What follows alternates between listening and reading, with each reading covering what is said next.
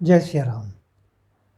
कल हम लोग चर्चा सुन रहे थे कि शत्रुघ्न जी मधुपुरी को बसा करके प्रभु श्री राम जी के पास आए और अपने बंधु बांधवों में एक सप्ताह व्यतीत करने के बाद प्रभु श्री राम को संतुष्ट करके वो वहाँ से पुनः वाल्मीकि आश्रम में महात्मा वाल्मीकि के दर्शन करके और माता जानकी और बच्चों से मिल करके पुनः मधुपुरी में पहुँच गए। और ये वो मधुपुरी है जो कि वर्तमान में इसका नाम मथुरा है। और ये चूँकि इंद्रदेव आदि देवताओं के द्वारा की प्रेरणा से बसाई गई है, तो ये बहुत ही सुंदर नगरी है। और इसकी विशेषता ये है कि ये अर्धचंद्राकार में बसी हुई है। तो इस प्रकार की चर्चा शत्रुघ्न जी के वहाँ पर पहुँचने के बाद प्रभु श्री राम जी लक्ष्मण जी और भरत जी की सहायता से इधर राम राज्य अपना नित्य कार्य कर रहे थे। एक दिन अचानक दरबार के बाहर एक आदमी एक अपने बच्चे का मृत शरीर लेकर के वहाँ पर आ गया और उसने थोड़ा बहुत शोर मचाना शुरू किया। तो जब प्रभु श्री राम जी को पता लगा तो उन्होंने पता लगाया कि पूछो क्या बात है, और वो स्वयं भी बाहर आ गए। तो उसने कहा, राजन, ये मेरा पुत्र अभी कुल 5000 दिन का ही हुआ है, यानी कि 13 वर्ष और कुछ महीने, और आपके राज्य में ये जवान बालक की मौत, ये आखिर क्या है? इसका दो ही कारण हो सकते हैं, या तो राजा अधर्मी है या राजा के राज्य में घोर पाप हो रहा है। क्योंकि मुझे याद पड़ता है कि मैंने न कभी किसी के साथ झूठ बोला है, न कभी किसी के साथ किसी और प्रकार का छल कपट किया है, या मैंने दुराचार किया है।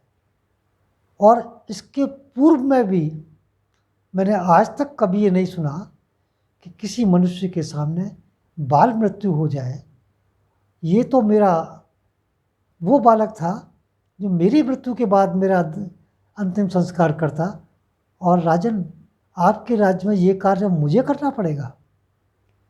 तो इसमें या तो स्वयं आप दोषी हैं, या कहीं आपके प्रजा में कहीं बहुत बड़ा पाप हो रहा है जिसका कि आपको निराकरण करना ही चाहिए।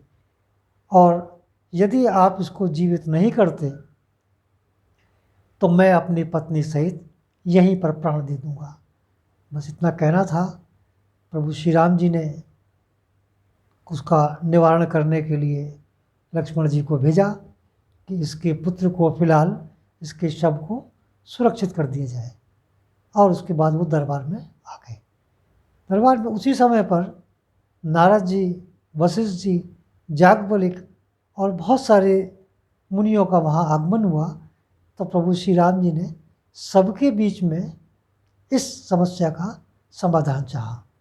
तो इस पर देवऋषि नारद ने कहा कि प्रभु, सतयुग में ब्राह्मणों के लिए तपस्या ही एक तरह से कही जाती थी, सुनी जाती थी, और ये उन्हीं के योग्य मानी जाती थी, ताकि ब्राह्मण तपस्वी होकर के क्षत्रिय, वैश्य और शूद्र आदि का अपने सबकी रक्षा कर सकें, और वो श्रेष्ठ माने जाते थे।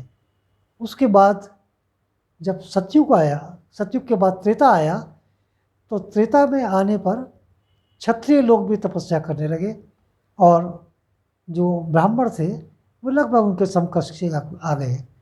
तो क्षत्रिय और ब्राह्मण ये समकक्षी हो गए। लेकिन अभी अन्य दो लोग जो थे वो उस स्तर तक नहीं पहुंच पाए थे। इसके बाद जब द्वापर आया तो उसमें वैश्य लोग भी तपस्या करने लगे, लेकिन शूद्रों को अभी इस काम के लिए उसको संस्तुति नहीं मिली, न उनको इस बात की आज्ञा मिली। और ऐसा पहले भी हुआ है।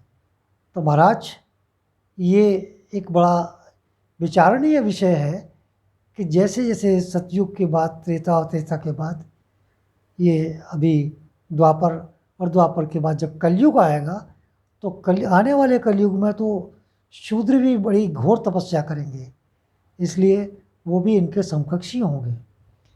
तो या तो ये कहानी इसकी ये है, या फिर ये भी सही कह रहा है कि आपके राज्य में कहीं ना कहीं बहुत बड़ा पाप हो रहा है।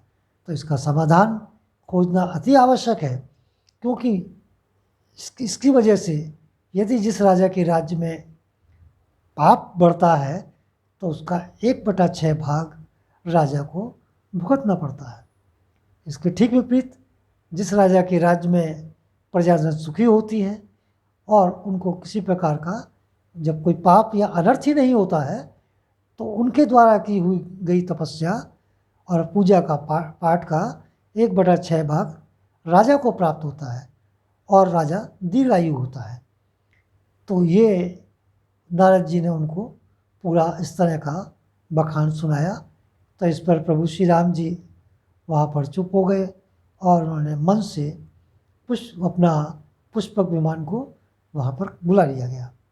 जब पुष्पक आया तो पुष्पक ने आके प्रभु श्री राम जी को दोनों हाथ जोड़कर करबद्ध नमस्कार किया और कहा, प्रभु आपने मुझे याद किया है तो मैं आपकी सेवा में हाजिर हूँ, अब मुझे आप बताइए मुझे क्या करना है। बस इसी बीच में प्रभु श्री राम जी ने अपनी एक सोने की मूठ की खड़ग ली और धनुष बाण लेकर के वो अकेले ही उस पर विराजमान होकर के चल दिए। तो पहले वो पश्चिम दिशा में गए और पश्चिम दिशा से जाने के बाद वो उत्तर दिशा का उन्होंने एक तरह से सर्वे किया या पूरा निरीक्षण किया। वहाँ भी उन्हें कोई तपस्वी या पाप करने वाला ऐसा कार्यकर्ता नहीं मिला। उसके बाद वो दक्षिण दिशा में आए। दक्षिण दिशा में आकर के एक शैवाल पर्वत के पास में एक बड़ा सा सरोवर था। उस सरोवर पर एक तपस्वी बड़ा भारी तपस्या करता हुआ उनको मिला। तो प्रभु श्री राम जी ने पुष्पक को रोक करके उस वहाँ पर आए और आने के बाद उसको ललकार के पूछा कि भाई तुम कौन हो, तुम्हारी क्या जाति है और हम तुम्हारी तपस्या का कारण जानना चाहते हैं, तुम अपने बारे में पूरा विस्तार से बताओ। और प्रभु श्री राम जी थोड़ा सा उनकी आंखों में क्रोध भी था।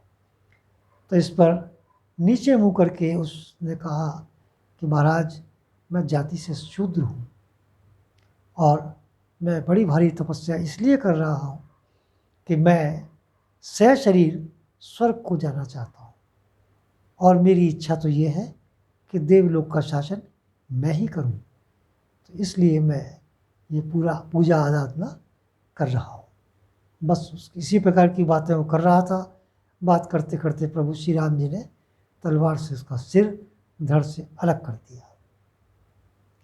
बस इसी बीच में प्रभु श्री राम जी वहाँ से चल दिए और इधर जब वो आए तो उन्होंने उस लड़के को वो एक तरह से जीवित हो गया। तो ये बड़ी विचित्र घटना थी, लेकिन ये एक बहुत बड़ा राजा और प्रजा के लिए बहुत बड़ा सबक है।